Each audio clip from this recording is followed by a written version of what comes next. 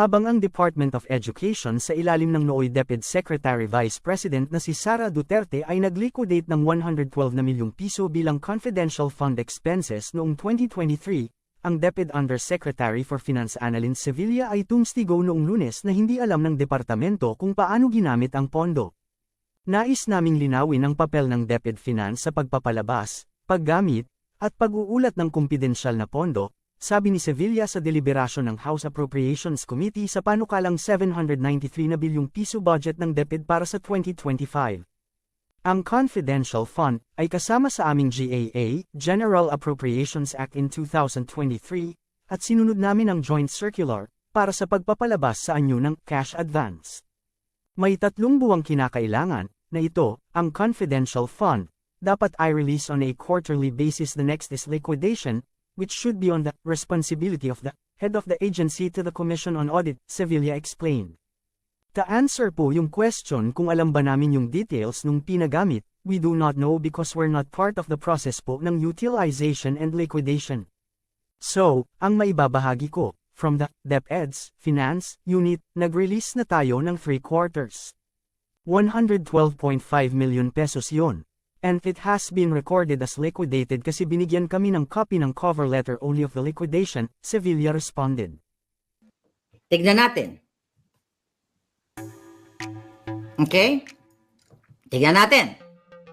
Alice Go, mainit-init na balita. Parinig ko sa inyo yung usapan nila. For sure, narinig nyo na. But I want to react on this. Okay, ito na. Okay. Ito pa yun. Dali. Ito.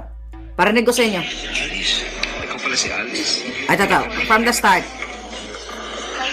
Alice, ikaw pala si Alice. Hindi po, nakita ba tayo before? Saan? Tarlac po, sir. Nando ka ba nung mayor ka doon? Opo. Ando sila governor? Opo. Yung nagpunta. Ikaw talaga. Sa live stream ni Abano sa Facebook, maririnig sa isang punto, siguro, Okay. na humingi ng tulong. Okay, wag yun. Okay, asan yun? Abanos, Ito to.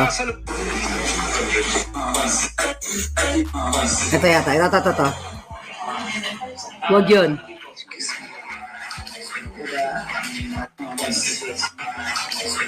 Ito ba yun? Anyway, narinig niyo yun, di ba? Hanapin natin yung isa pa. May buo kanina na na sinend sa akin. Abano, Okay.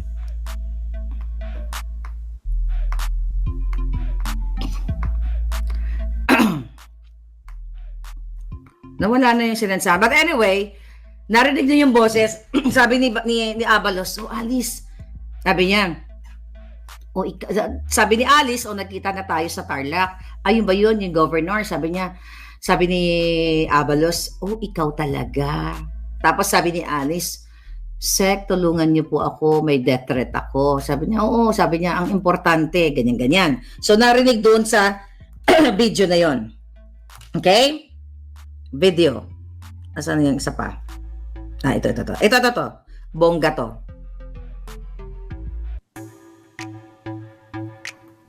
Okay, ito. Ito pa rin yung pareho. Ulitin natin, ha? Si Alice. Hindi po, nakita ba tayo before? Saan? Tarlac po, sir. Nando ka ba nung mayor ka doon? Opo. Ando sila Okay? governor? Opo. Okay, narinig nyo, di ba? Andun ka ba ng mayor na yun? Andun ka ba nung Tarlac? Ano po ang ibig sabihin nito? Kung totoo ang binibintang lahat kay Alice Go na siya ay sangkot sa Pogo. Okay? Kung totoo lahat yon. Ngayon, mga palangga, ano ba ang hinihiring sa Kongreso? Bakit ba nila gustong ibalik si Alice Go? Kasi ang sinasabi nila na si Alice Go ay isang operator ng Pogo. Operator, protector, and everything. Ano po ang isyong nakapaloob dyan sa Pogo issue na yan? May kinorture, may mga ginurgur, at kung ano pa, pagpapatakbo ng illegal, Ganito ba ang trato? Ha? Ganito ba ang trato sa isang fugitive na ang sabi pa dyan ni Abalos, kaya nga kami nag-hire na ng private plane. Pera yan ng bayan. Ito ba ang trato sa isang fugitive na susunduin ng private plane gamit ang pera ng bayan? At sabihin, ikaw talaga. Tapos yung NBI nagpa-selfie pa. Ano si Alice? Artista? Rockstar? O whatever? Hindi ganyan. Hindi ganyan ang trato sa isang sinasabi nilang totoo man na fugitive. Sa isang nasangkot sa mga panggugurgur, pagmamalupit, pagnanakaw, and everything. Ano ang catch niyan? Bakit nag-hire ng private plane? Gusto nila makondisyon na ang utak ni Alice Go o kapalit ng kanyang safety. Narinig nyo naman, sabi niya, Sir, tulungan niyo ako, may death threat ako. Ganyan ba ang trato sa isang pupugante na sinasabi nilang tumakas sa batas? Ganyan ba? NBI?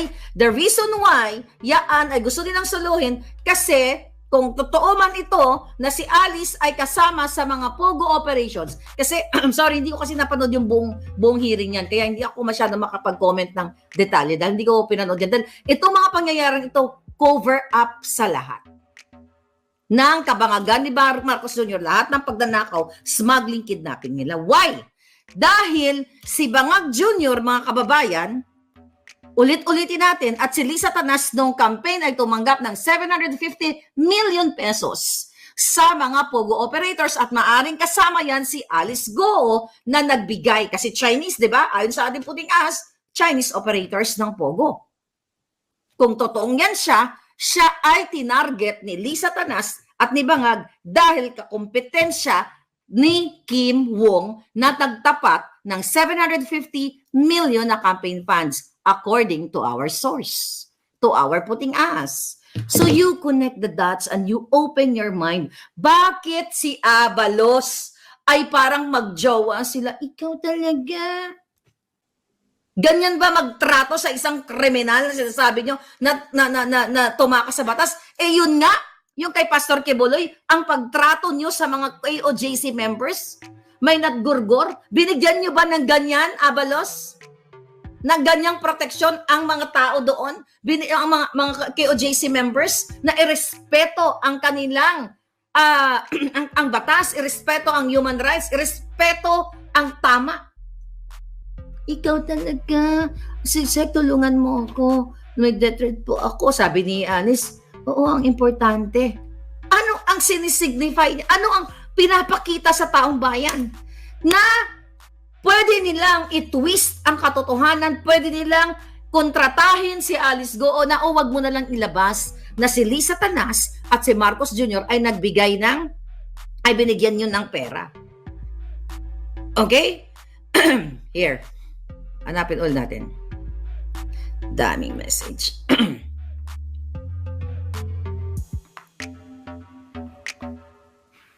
Okay. I think this one. Diba? Yan yung pinakita ko sa inyo picture. Okay? Yan yung picture. Picture. Pakita nyo na yan.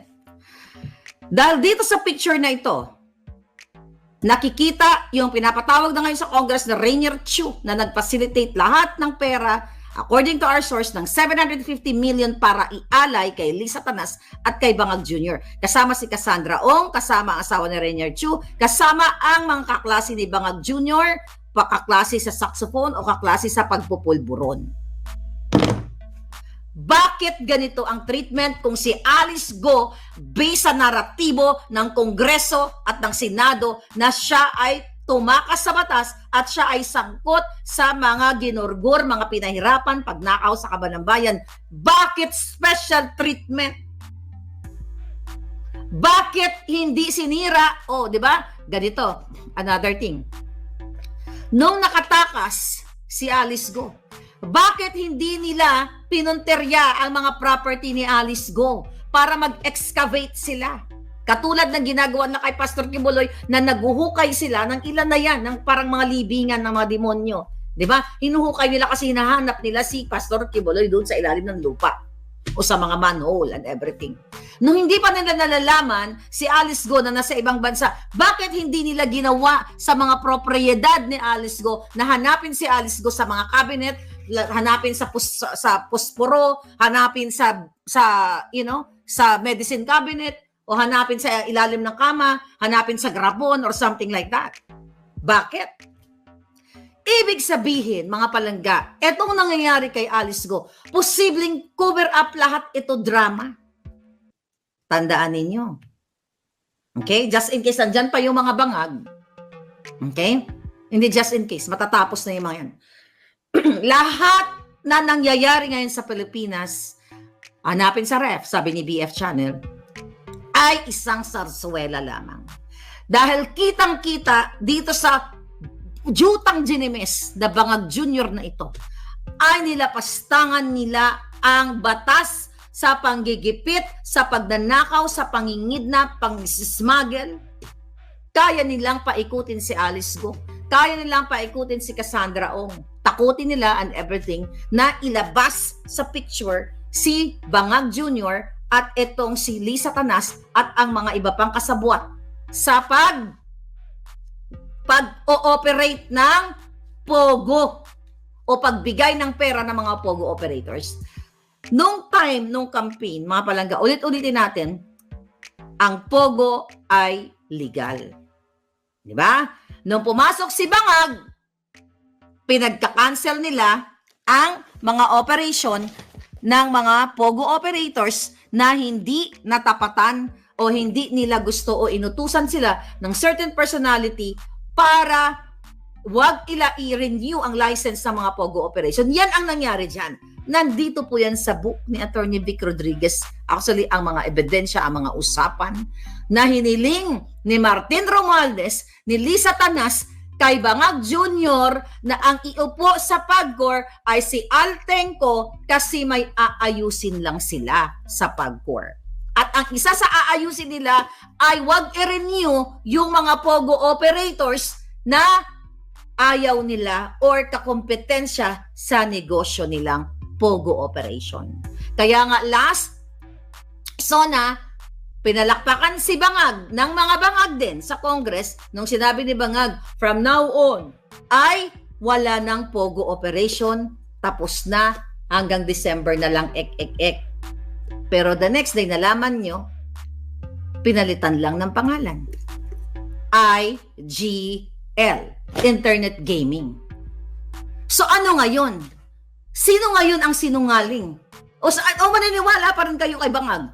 Yung puting ahas ni Marlica, nye. Jinggitera. Wala kasing puting ahas sa mga buwaka ng ina. Di ba? So, sabi ni Renan, hanapin niyo sa Showrock. Ito yun. Look at, sabi ni Palangga. Yes po, sabi ni Jmar. Yes po, madam, drama lang po yan para masapawan ang PIDEA leaks. Madam, sobrang sukol na po kasi si Lisa Tanas at Kumar. Good point. Yun yung pangtapal nila dahil dapat ipapatawag yang si Kumar at saka si Lisa Tanas. Ewan ko dyan kay Bato. Talawan yun. Hanggang ngayon, ikaw chairman, ako patawag ko lahat mga buwaka ng inang yan. Bisayin ko lahat. Cover up yan, si Alice Go sa PIDEA leaks na si Marcos Jr. ay isang bangag at si Lisa Tanas at ang mga kasabot niya ay kayang gumurgor, kayang painumin ng panggurgor ang mga taong hindi aayon sa kanila. Tapos isang iglap lang, mga palangga, naniwala kayo kay Kuting? Okay, na siya hindi na ospital pero may bukol. Ay about di putar, ang mga utok nyo napasok na ng labno. Sabi ni EE, weak leader din si Bato. Exactly.